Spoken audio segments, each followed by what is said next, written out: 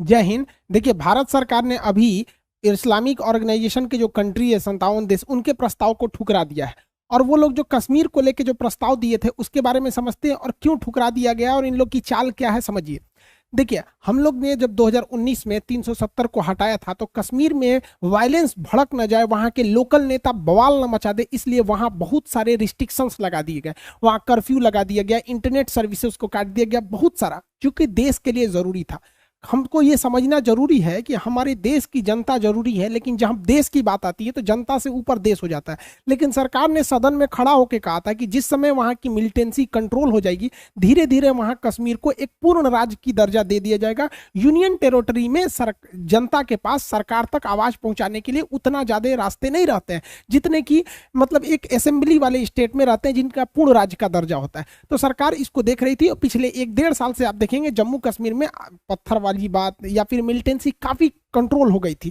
इसको देखते हुए हालांकि वहां काफी स्ट्रिक्ट रूल्स लगाए गए थे, वहां इंटरनेट बैन था, 100 मतलब लगभग 100 दिन से ज्यादा वहां पे इंटरनेट को बैन किया गया था। तो ये देश के लिए जरूरी थी। भाई देखो, हमारे लिए, हम समझते हैं कि आप लोग को तकलीफ हुई है, लेकिन देश के लिए थोड़ा जरूरी था। 100 दिन इंटरनेट के लिए भरपाई हो जाएगा भाई, फिर से इंटरनेट आ जाएगी। लेकिन बात समझिए, पूरी गेम प्लान समझिए। जैसे ही सरकार ने कश्मीर के नेताओं को मीटिंग के लिए बुलाया, भले ही इस कोरोना के दौर में मोदी जी या कोई भी बड़े नेता लोग मास्क नहीं पहने थे, ये इन लोग की गलती थी। देश में अभी भी कोरोना इतना कंट्रोल नहीं हुआ है कि ये बड़े लीडर है। महाराज, आप लोग को देख देख के देश सीखता है। देख रहे हैं महबूबा मुफ्ती, महिलाएं इस मामले में ठीक रहती हैं, सब फोटो वोटो खिंचवाने में। अब यहाँ इन लोग को मास्क पहनना चाहिए। लेकिन टॉपिक पे आते हैं, समझिए। तो जब ये बात चल रही थी कि कश्मीर को अब पूर्ण स्टेट दे दिया जाए, तो सारे लोग लगभग सहमत हो गए थे। अब सरकार भी चाहती है कि जो कश्मीर के लोग हैं, जो आतंकवाद के रास्ते को छोड़कर भारत के लोकतंत्र में विश्वास किया, भारत के साथ जुड़े रहे, उन लोगों की भलाई के लिए वहां पे पूर्ण स्टेट दिया जाए। देखिए, 10-20% वहां पे मिलिटेंट्स की वजह से सारे लोगों को तकलीफ झेलनी पड़ रही थी, जो सही नहीं था। तो गवर्नमेंट ने एक अच्छा स्टेप लिया कि वहां कहा कि अब असेंबली बनेगी, वहां के लोगों की जरूरतों को ये लोग ठीक करेंगे। अब कश्मीर का मामला कश्मीर में सुलझ जाए, जैसे बिहार में कुछ होता है तो पटना में वहां विधानसभा है, वो लोग देखते हैं। अब बिहार की समस्या को आप ले जाएंगे दिल्ली में, तो पता चला 2020 में समस्या आएगा तो 30 में सुलझेगा। वैसे भी वहां बहुत लेट से सुधरता है कोई भी चीज। तो लेकिन असेंबली बहुत ज्यादा जरूरी है। जैसे ही सरकार ने स्टेप लिया, इन लोगों को लगा कि भैया मेरी दुकान तो बंद हो जाएगी, क्योंकि अगर अंधेरा खत्म हो जाएगा तो इनका टॉर्च कैसे बिकेगा। ध्यान से समझिए, अगर कोई आपको अंधेरे से डरा रहा है, मतलब वो टॉर्च बेचना चाह रहा है। अगर कश्मीर में ये लोग नहीं चाहते हैं कि कश्मीर के लोग खुशहाल रहें, क्योंकि कश्मीर के लोग खुशहाल हो जाएंगे तो इन लोग की दुकानें बंद हो जाएंगी। जैसे कश्मीर की लोगों की बात भारत सरकार करने आई, इन लोगों ने बम फोड़ना चालू कर दिया। कश्मीर में वापस खुशहाली आने वाली थी तो कश्मीर के जम्मू एयरबेस पे इन लोगों ने एक चाइना में जो शादी ब्याह में जो घूमता है ना ड्रोन, इससे बम फोड़ दिया। हालांकि 2 सैनिक इंजर्ड हुए थे, बहुत ज्यादा क्षति नहीं हुआ था, लेकिन भारत के लिए सिक्योरिटी कंसर्न था। लेकिन इस हमले की वजह से कश्मीर के लोगों को जो उनका हक मिलने जा रहा था वो एटलीस्ट 6 महीना डिले हो गया। अब वहां के लोगों को लगता है कि ऐसा कि अब वो लोग आतंकवादियों को भर्ती करेंगे कि देखो कश्मीर में क्या हो रहा है। लेकिन वो जानबूझ के चाहते हैं कि कश्मीर में अशांति रहे ताकि उन लोग का दबदबा रहे। कश्मीर मुद्दा को लेकर ये जो है बकलोलवा चल गया Organisation of Islamic Countries, OIC के पास। इसकी स्थापना 1969 को हुई थी। ये लोग इजराइल को कंट्रोल करने के लिए 57 देशों ने मिलकर अपना एक संगठन बनाया था, लेकिन ये लोग अकेले इजराइल को वो अकेला है, कंट्रोल नहीं कर पाए। अब ये चला गया वहां पर, कहा गया कि कश्मीर के मुद्दा को सॉल्व कर दीजिए। अब खुद से जरा सोच के देखिए कि ये 57 देश मिलकर फिलिस्तीन में सीज फायर नहीं करा पाए, तो या क्या कश्मीर में ये लोग आके 370 को वापस ले आ पाएंगे? इनके कहने पर 300 कश्मीर इनके हिसाब से चलेगा? नहीं। ये अपने यहाँ केवल वोट की राजनीति करते हैं, इनके यहाँ दूसरा कोई मुद्दा नहीं चलता है। अब इस्लामिक ऑर्गेनाइजेशन के जितने देश हैं, वो इसका मुख्यालय मक्का में ये सऊदी अरब है। तो सऊदी अरब में इनका इन्फ्लुएंस थोड़ा सा ज्यादा है, तो इनको खुश करने के लिए इन लोगों ने एक स्टेटमेंट जारी कर दिया कि ये भारत पाकिस्तान के रिश्तों के बीच में मध्यस्थता करेंगे और कश्मीर के मुद्दों को सॉल्व करेंगे। मुसलमानों की इनको ज्यादा चिंता होती है, इन लोग को बहुत ज्यादा। अभी बताते हैं इनको कितना चिंता हो रही है। अब जरा ध्यान से समझिए। सबसे पहला बात कि कश्मीर मुद्दा में इन लोग को इंटरफेयर करना ही नहीं चाहिए, इससे पाकिस्तान को लॉस होगा। समझिए, 3-4 चीजों को ध्यान से समझिए। यूएन ने डिक्सन आयोग का गठन किया था। यूएन का डिक्सन आयोग ने कह दिया है कि पाकिस्तान और कश्मीर जो है ये इंडिया पाकिस्तान का इंटरनल मैटर है। तो भैया वो आप लोग को इंटरनल मैटर में क्या जरूरत है इंटरफेयर करने की? इंटरनेशनल कम्युनिटी को इंटरनल मैटर में नहीं करना है। दूसरा, यूएन की पीस कीपिंग फोर्स भारत में ऑलरेडी रहती है, वो श्रीनगर में भी उसका हेड ऑफिस है और इस्लामाबाद में भी है। तो यूएन देख रहा है तो ये अपने आप को यूएन से भी बड़ा समझने लगे हैं। और पाकिस्तान ने 1972 में जब वो ये बांग्लादेश हार गया था, पाकिस्तान कहता है कि हम कश्मीर वापस लेंगे। अरे बैल कहीं का, तुम्हारा बांग्लादेश चल गया, पूर्वी पाकिस्तान तुम्हारा ही था, चला गया। तो जब हम लोगों ने उसके 93,000 फौज को पकड़ लिए थे, ये लोग गजवाई हिंद करेंगे लोग साले, ये लोग अभी भारत को जीतेंगे, 93,000 फौज को हम लोग मार मार उसको गाय गोरू की तरह बांध के रखे थे लोग। तो जुल्फिकार अली भुट्टो के साथ समझौता हुआ शिमला एग्रीमेंट, जिसमें कहा गया कि हम आपके 93,000 फौज को छोड़ेंगे एक ही शर्त पे कि आप कभी भी कश्मीर मुद्दे को इंटरनेशनल लेवल पे न ले जाके बायलैटरल यानी द्विपक्षीय सुलझाएंगे। तो इसका मतलब ये शिमला समझौता का उल्लंघन है। तो शिमला समझौता में ही कहा गया था कि हम लोग की जो बाउंड्री बनाई गई है एक्चुअल कंट्रोल अभी तत्काल के लिए यही है, तो अगर आप इसको इंटरनेशनली उछालेंगे तो हम लोग इधर घुस जाएंगे। इसका मतलब पाकिस्तान न्योता दे रहा है कि हम शिमला समझौता तोड़ेंगे, इसे इंटरनेशनल मुद्दा पे ले जाके, तो आप ये बॉर्डर तोड़ के घुस जाइएगा अंदर, तो भारत के लिए क्या दिक्कत है, हम लोग तो इंतजार में बैठे हैं। भारतीय विदेश मंत्रालय ने भी इसका जवाब दिया है, कहा है कि ओआईसी यानी इस्लामिक ऑर्गेनाइजेशन की जो कंट्री है, ये दुनिया की सेकेंड लार्जेस्ट मतलब एक ये ऑर्गेनाइजेशन है, यूएनओ के बाद ये बहुत बड़ा ऑर्गेनाइजेशन है। इसे सोच समझ के अपने वक्तव्य को देना चाहिए। ये पाकिस्तान की इन्फ्लुएंस में आकर एक बायस्ड डिसीजन लिया है और एंटी इंडिया प्रोपोगेंडा का शिकार हो गया है। यहाँ के जितने देश हैं, ज़्यादातर देश कश्मीर के इस ऊपर भारत से कभी खुलकर नहीं कहते हैं। ये भारत के पास आते हैं तो कश्मीर मुद्दा इनसे रहता ही नहीं है, चाहे वो मोदी जी की मुलाकात यूएई में हो, सऊदी अरब में हो, बहरीन, कतर, कहीं से भी हो, वो लोग के सामने ये मैटर ही नहीं रहता है। ईरान ने भी कभी कश्मीर के मैटर पे इंटरफेयर नहीं करता है। तो इन लोगों ने स्पष्ट कह दिया और इन्होंने भी कह दिया कि आपके कहने न कहने से कश्मीर में कुछ नहीं हो सकता है, कश्मीर में वही होगा जो भारत की संसद चाहेगी। और इस्लामिक ऑर्गेनाइजेशन और इस छर्रे को समझाने के लिए एक बात बता देते हैं कि भारत में पूरी दुनिया के 10% मुस्लिम रहते हैं और बहुत खुशहाल ढंग से रहते हैं। भारत में 14% मुस्लिम रहते हैं, जो संख्या में देखेंगे तो लगभग 20 करोड़ हो जाते हैं। इसके यहाँ 21 करोड़ मुस्लिम रहते हैं और भारत में 20 करोड़ मुस्लिम रहते हैं। हद बेवकूफी देखिए, दुनिया का ऐसा कोई पागल देश नहीं होगा जो अपने देश की जनसंख्या के बराबर किसी दूसरे देश की जनसंख्या का बोझ ले कि हम भी इनका ख्याल रखेंगे। तुम क्या ख्याल रखोगे रे बैल कहीं का।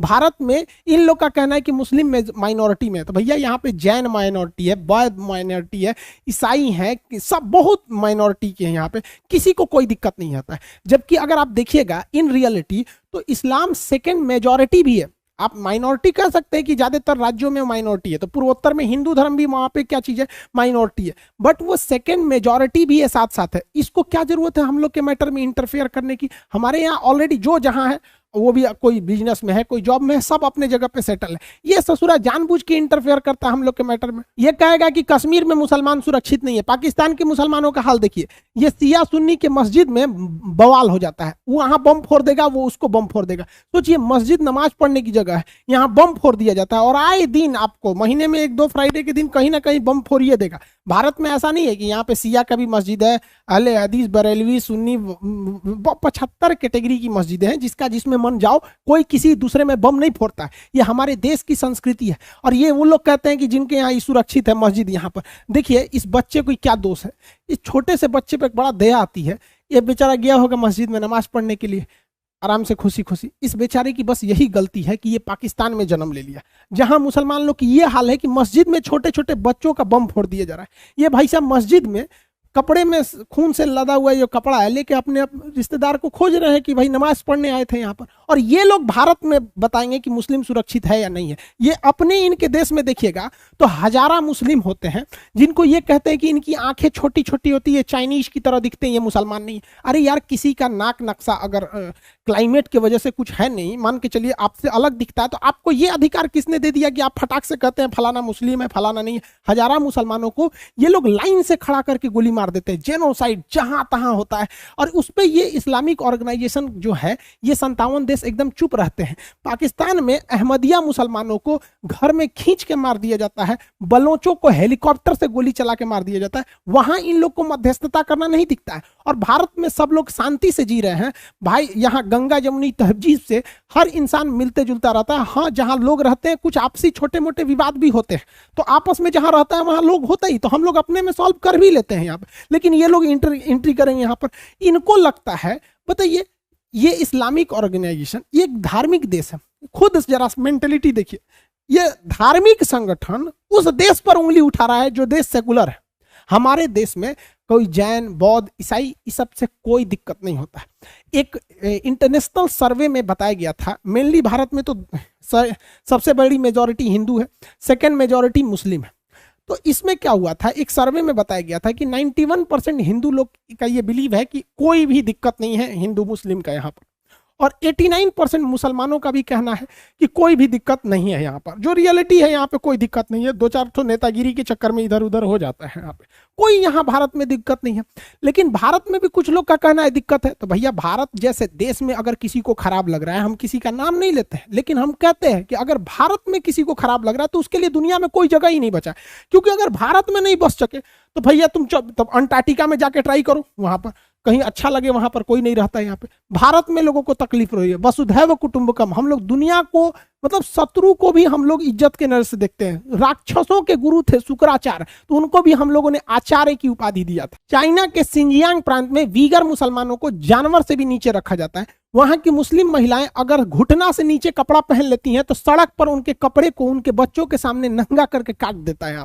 यहाँ पर मौलवी लोग अगर दाढ़ी रख लेते हैं तो उन्हें डांस करके नाचना पड़ता है ऐसे ऐसे, नहीं तो क्लीन शेप में ऐसे दाढ़ी में रखिए, ऐसे आपको रखना है। तो वहां आपको कुरान का एक फिक्स हिस्सा ही पढ़ने दिया जाता है, 30 पारा नहीं पढ़ने दिया जाता। लेकिन आपको गारंटी कहते हैं ये इस्लामिक ऑर्गेनाइजेशन की जो कंट्री है ये कभी भी इनके खिलाफ आवाज नहीं उठा सकते, क्योंकि इनकी भी एक मजबूरी है। देखिए जिस तरह से हिटलर ने 1938 में यहूदियों को कटवा दिया पूरी तरह से, सेम उसी तरह से उसी फॉर्मूला पर उसी तरह से डिटेंशन कैंप बनाया है, उसी तरह से यातनाएं देता है शी जिनपिंग।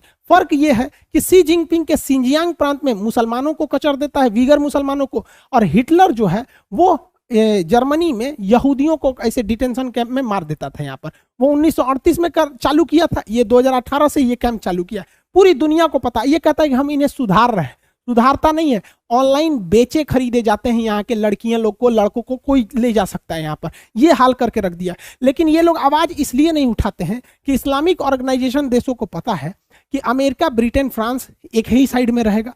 वो लोग इंटेलेक्चुअल सोचते हैं, रूस इन लोग के साथ आएगा नहीं, तो इनका अपना यूएनओ में कोई पकड़ नहीं है, दुनिया में इनका कोई बहुत बड़ा न टेक्नोलॉजी में है ना एजुकेशन में, कहीं पे इनका कोई रोल नहीं है। तो चाइना ही इन्हें यूएनओ में बचाता है। तो ये चाइना के एकदम जी है, हाँ हाँ शी जिनपिंग साहब, शी जिनपिंग साहब, ये कचर के थूरते रहता है, इनकी इज्जत लूट लिया, इन लोग को थूर थार दिया। लेकिन ये लोग उसके खिलाफ नहीं बोलते हैं। जांच किसके खिलाफ करेंगे? भारत के खिलाफ, जहां किसी को इस तरह का कोई तकलीफ नहीं होता है। इन लोगों को कश्मीर की समस्या दिख गई और कश्मीर में यह दिख गया कि 1 साल से इंटरनेट नहीं है। लेकिन इन लोगों को यह नहीं दिखा कि 1990 से कश्मीरी पंडितों को जो भगा दिया गया था, उनके घर से भगाया गया, उन्हीं के देश में, वो अपने देश में शरणार्थी बन के रह गए, इन लोगों को वो नहीं दिखा। देखिए व्यक्तिगत रूप से हमें इस बात का भी तकलीफ है कि इनके पास नेट नहीं है, लेकिन इस बात के लिए भी दुख है कि इनको अपना घर छोड़ के भागना पड़ा। दुख इस बात का भी है कि ना हम इनके लिए कुछ कर सकते हैं, ना इनके लिए कुछ कर सकते हैं, ना इन्हें अपना अभी तक हक मिला है। लेकिन कहना यह है कि आप एक ही राज्य में अगर आप देखते हैं तो दो नजरिए से क्यों देखते हैं? इनके साथ समस्याएं आई हैं, जो कर्फ्यू वगैरह लगा दिया जाता है, जैसे हम लोग लॉकडाउन में समस्या आई थी, इन लोग के लिए भी वो था। तो दोनों की समस्याएं दूर हो जाएंगी। आप लोग इंटरफेयर नहीं कीजिए, कोई फर्क नहीं पड़ेगा। आप चिल्लाने को चिल्ला सकते हैं, आपको कौन रोका है? देखिए ओआईसी के जो 57 कंट्री है, इनकी बहादुरी को भी देख लेते हैं कि कहां कहां इन लोगों ने मुसलमानों का साथ दिया। और ये जो पाकिस्तान मुसलमानों का मसीहा दिखता है, कहां कहां इन लोगों ने साथ दिया। इनके साथ देने के बदौलत वीगर मुसलमानों को जानवर की तरह खसीट के ले जाया जाता है। एक महिला को एक मर्द पुरुष खींच के ले जा रहा है और पूरे सरेआम। ये इन लोग का इतना अच्छा सहयोग है कि ये इन्होंने इन लोग के लिए कुछ नहीं किया। ये कहते हैं कि हम इनका साथ देंगे। पूरी दुनिया ने देखा कि बेचारे रोहिंग्या मुसलमानों को जानवर की तरह जिंदगी जीनी पड़े। म्यांमार में दौड़ा दौड़ा के मार दिया गया उन लोग को। इस तरह से जहां तहां झोपड़ी पलानी रह के वो किस देश में, भारत में भी शरण लिए हैं, बांग्लादेश में लिए हैं। इनके लिए इन लोगों ने कुछ किया? कुछ नहीं किया। लेकिन भोंपू लेके चिल्लाने में सबसे आगे यही लोग रहेंगे। इन लोगों को कह देंगे तो बहुत ज्यादा चिल्लाते हैं। सीरिया का क्या हाल हो गया बताइए। ये मासूम बच्चे, 2 महीना 3 महीने के बच्चे, इनके ऊपर बम गिर रहा है। देखिए ये हम लोग बचपन में पेड़ पे ऐसे बैठ के झूला खेलते थे, ये टैंक पे बैठ के झूला खेल रहा है बेचारा, ये बच्चे का भविष्य है। और ये लोग कहते हैं कि हम लोग साथ देंगे। भैया आप लोग साथ मत दीजिए, आप लोग का साथ देना बहुत घातक हो जाता है। एक और इनका साथ देखिए, फिलिस्तीन पर जब इजराइल बम मारता है तो सारे लोग आ जाते हैं, इधर से अर्दोगान कहेगा, इधर से पाकिस्तान कहेगा इजराइल को मार देंगे, बम मार देंगे, मिसाइल मार देंगे, परमाणु बम मार देंगे, भाला मार देंगे, तोप मार देंगे, कुछ भी। जब सीज फायर हो जाएगा, सीज फायर हो गया, चलो चलो अपने घर चलो, फिर पिटाएगा फिलिस्तीन तो फिर आ जाएगा यहाँ पर। अभी बताओ जो लोग जो लोग फिलिस्तीन का सपोर्ट कर रहे थे लोग, अभी कहाँ गए लोग? ये सब निकलेंगे सब बरसाती मेढक की तरह, फिर इजराइल मारेगा बम और फिर मारेगा। क्योंकि 2014 में इजराइल ने कहा था कि हम फिलिस्तीन को 500 साल पीछे ढकेल देंगे, और वो हमेशा मारता है 50-50 साल पीछे ढकेल। जब भी वहां कोई स्कूल कॉलेज फैक्ट्री बनती है बम मार के उड़ा देता है, बिल्डिंग वगैरह। ये लोग फिर उठेंगे, कोई स्टेप लिया इन लोगों ने नहीं, लेकिन भारत ने फिलिस्तीन का साथ दिया था, यूएनओ में फिलिस्तीन के साथ खड़ा रहा था और कहा था कि हम फिलिस्तीन के साथ स्ट्रांगली खड़े हैं। फिलिस्तीन के लोगों को $4 मिलियन का भारत ने पैसे भेजा था। फिलिस्तीन के सोल्जर्स को इंडियन मिलिट्री एकेडमी देहरादून में उनके ऑफिसर्स को, उनके लोगों को ट्रेनिंग दिया गया ताकि वो फिलिस्तीन से इजराइल से वो लोग जाके एटलीस्ट कम से कम एक लीडर लेवल पे तो बातचीत तो कर सके। वहां पर जहां हमारे मिलिट्री के अफसरों को ट्रेनिंग दिया जाता है, वहां फिलिस्तीन के लोगों को भी ट्रेनिंग दिया गया। तो ये हम लोगों ने किया, बल्कि हम लोग इन भोपुओं की तरह चिल्लाए नहीं थे कि नेतन्याहू को ये कर दो। भाई तुम कुछ नहीं कर सकता, बताए ना, तुम लोग कुछ नहीं कर सकते हो, मरवाओगे बस इन लोग को। ये बस चढ़वा देते हैं कि हाँ चढ़ जा चढ़ जा चढ़, उसके चक्कर में पूरा हाल हो जाता। इन लोग को भारत में झांकना है। एक्चुअली इसका चाल क्या है, अगर ये लोग इलेक्शन में कहेंगे कि हम जीडीपी बढ़ाएंगे, पर कैपिटा इनकम बढ़ाएंगे, ह्यूमन डेवलपमेंट इंडेक्स में नाम करेंगे, तो इन लोग को समझे में नहीं आएगा यहाँ की जनता को क्या बोल रहा है। ये कहेगा हम कश्मीर को आजाद कराएंगे, तुरंत जनता इसको वोट डाल देगी, हाँ कश्मीर आजाद कराएगा। अरे भैया कश्मीर तुम कब लोगे, तुम उसको गोली छोड़ो ना। तुम्हारा अपना पूर्वी पाकिस्तान याद है कि नहीं? ससुर कोई क्या, देखिए आप पूरा गेम समझिए। ये क्या कहता है, इसके यहाँ 97% मुस्लिम रहते हैं, यानी अप्रोक्स इसके पास 20 करोड़ मुस्लिम है, और भारत में इंडिया में 14% मतलब 19 करोड़ अप्रोक्स ये आंकड़ा है। ये कहता है कि भारत के मुसलमान का ये ख्याल रखेगा। अरे बैल कहीं का, तुमको पता भी है 19 करोड़ लोगों को अगर ये 1 महीने का राशन भी देगा ना, 1000 रुपए का, तो इसका दिवालिया निकल जाएगा। इसके देश का जो टोटल फॉरेन रिजर्व है वो $16 बिलियन है। बेटा तुम्हारे यहाँ $16 बिलियन है, और हमारे यहाँ मुकेश अंबानी का इनकम पता है नेटवर्थ कितना है? $85 बिलियन। तो तुम्हारा जो $16 बिलियन तुम्हारे देश के पास है ना, मुकेश अंबानी की पत्नी ना यहाँ लेके घूमती है अपने। सोचिए, ये ससुर को नहीं को पते नहीं है भारत के लोगों का ये साथ देगा। इसकी खुद की औकात देखिएगा ना, तो देखिए इसका जूता फटा हुआ है, यहाँ दिख रहा है, जूता फाटल है। ससुरा फाटल जूता पहन के फोटो खिंचवा रहा है और भारत के लोग का साथ देगा। भाई तोरा दिन खराब है, तू उधरे रहो। देखिए इन सालों का बस एक ही काम है कि भारतीय मुसलमानों को बदनाम करो, इनका जीना हराम करो। ये इस तरह एकदम आराम से करते जाते हैं। समझिए कैसे, राहुल गांधी अपने जगह पे सही है, लेकिन बस इनका मियां खलीफा 3 से 4 बार तारीफ कर देगी, हम राहुल गांधी के साथ हैं, हम हमेशा इनके लिए साथ रहेंगे, इनको आगे बढ़ते हम देखना चाहते हैं। बस इस स्टेटमेंट की वजह से इनके कैरेक्टर पे सवाल उठने लगेगा, जबकि ये अपने जगह पे सही है, इनको कोई लेना देना नहीं है। वैसे आप एक और एग्जांपल से समझिए, हम पाकिस्तान से हमको कोई मतलब नहीं, लेकिन अगर हाफिज सईद 2 से 3 बार बस मेरा तारीफ कर दिया कि हम खान सर के साथ हैं, खान सर को कुछ नहीं होने देंगे, जब तक जिएंगे खान सर के लिए जिद्दोजहद करेंगे, हमको लोग आतंकवाद की नजर से देखने लगेंगे। ऐसा क्यों होता है समझिए, क्योंकि होता क्या है कि एक अमृत में इतना ताकत कभी नहीं है कि वो नाली के पानी को ठीक कर सके, लेकिन नाली के पानी में इतना ताकत जरूर होता है कि वो पूरे अमृत को बर्बाद कर सकता है। इसीलिए जब गलत इंसान आपका साथ देता है ना, तो वो आपको साथ नहीं दे रहा है, बल्कि वो पोलाइटली बहुत धीरे धीरे आपको बर्बाद कर रहा है। तो ऐसे लोगों का साथ देना ही आपके लिए दुश्वारी हो जाती है। यही होता है भारतीय मुसलमान के साथ। ये साला पाकिस्तान वाला अपने फायदा के लिए दिन भर कहेगा हम भारतीय मुसलमानों के साथ हैं, हम कश्मीरियों के साथ हैं, हम उनके साथ जिद्दोजहद करेंगे, हमारे पास परमाणु बम है, मार देंगे, मुसलमानों को बचा के मारेंगे। अब आप बताओ कौन सा साला परमाणु बम को पता है कि आगे वाले का जाति धर्म क्या चीज है, हिंदू मुस्लिम जैन सिख ईसाई क्या है, लेकिन ये जरूर बोलेंगे। इससे क्या होगा, इन लोग की बदनामी हो जाएगी और ये कहेंगे हम तुम्हारे साथ खड़े रहते हैं। तो भैया इन लोगों को भी सोचना चाहिए, भारतीय मुसलमानों को, कि भाई इन लोग को समझाओ कि भाई हम जैसे हैं सही हैं, हमें कोई जरूरत रहेगी हम अपने हिसाब से अपनी गवर्नमेंट से मांग लेंगे। अब तुम लोग दे क्या सकते हो ससुर तुम्हारे पास है क्या कि जो देगा। ये बस बदनामी कर सकते हैं हम लोग की। ये अपने देश के चुनाव में बोलता है कि भारत के मुस्लिम इसके साथ में। अरे ससुरा जूता से मारा जाएगा, तोरा को समझ में नहीं आता। इसको लगता है 2-4 को इसको टेलर दिखाना पड़ेगा। चलिए इसको दिखाते हैं हम लोग यहाँ पे। देख भाई, 1947 में जब देश आजाद हुआ तो अंग्रेजों ने कहा कि जिस राज्य को पाकिस्तान के साथ मिलना है या जिसे भारत के साथ मिलना है मिल जाए, स्वतंत्र रहना है तो रह जाए। तो कश्मीर कहा कि हम स्वतंत्र रहेंगे, राजा हरि सिंह। तो पाकिस्तानी आतंकवादी वहां घुस गए। तो ये राजा हरि सिंह की गलती थी, वो नेहरू के पास भागे भागे आए कि हमारी मदद कीजिए। तो सरदार वल्लभ भाई पटेल ने कहा कि पहले साइन कीजिए, भारत में मिलेंगे तब मदद करेंगे। तब बोला गया। तब ब्रिगेडियर उस्मानी अपनी फौज लेके पहुंचे थे और ब्रिगेडियर उस्मानी ने 900 पाकिस्तानियों को भारत की पहली लड़ाई जैसे जैसे देश आजाद हुआ ना, सुता दिए उनको कब्र में, वहीं पे बैठा के रख दिया यहाँ पर।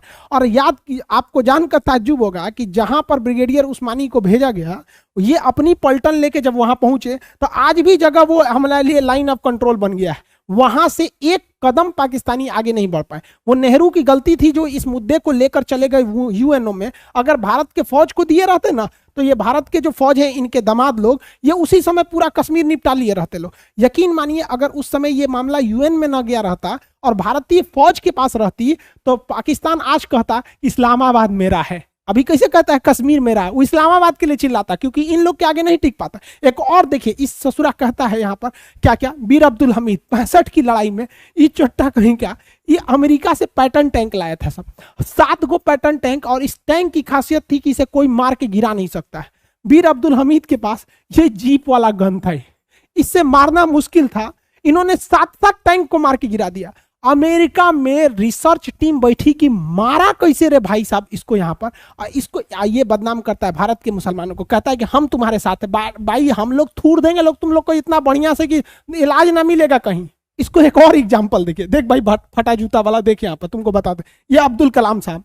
अब्दुल कलाम साहब ने ये जो अग्नि 5 बनाया ना, ये परमानेंट तुम्हारे बवासीर का इलाज है। ये एकदम यहाँ पे फटे मार के फाड़ देगा, पूरा लाहौर उड़ जाएगा। देखिए, भारत की विदेश नीति बिल्कुल स्ट्रांग है, इसको कुछ अता पता है नहीं। इसके यहाँ पे अभी तालिबान वाले ने बम फोड़ दिया, तो जो पाकिस्तान में तालिबान है उसको ये कहता है कि ये गलत आतंकवादी है, और जो अफगानिस्तान में तालिबान है उसको ये कहता है कि वो सही आदमी है। अब तालिबान वाले का क्या मैटर चल रहा है उसको भी समझा देंगे। आई होप आप ये ऑर्गेनाइजेशन ऑफ इस्लामिक कंट्रीज जो था, OIC की मीटिंग वगैरह, उससे कोई तो फर्क नहीं पड़ा। हालांकि वो वहाँ के ज़्यादातर कंट्रीज कश्मीर इशू में इंटरफेयर होना नहीं चाहते हैं। बाकी भाई साहब, तुम भारत के यहाँ देखना छोड़ दो, तुम्हारा अपना परमाणु बम है क्या है अपने पास रखो। आइए जूता सिलवा लो, नहीं दिक्कत है तो फिर अपना पेटीएम नंबर दो, हम भेज देंगे, जूता सिलवा लेना। ठीक है, मिलेंगे नेक्स्ट क्लास में। जय हिंद। ठीक है।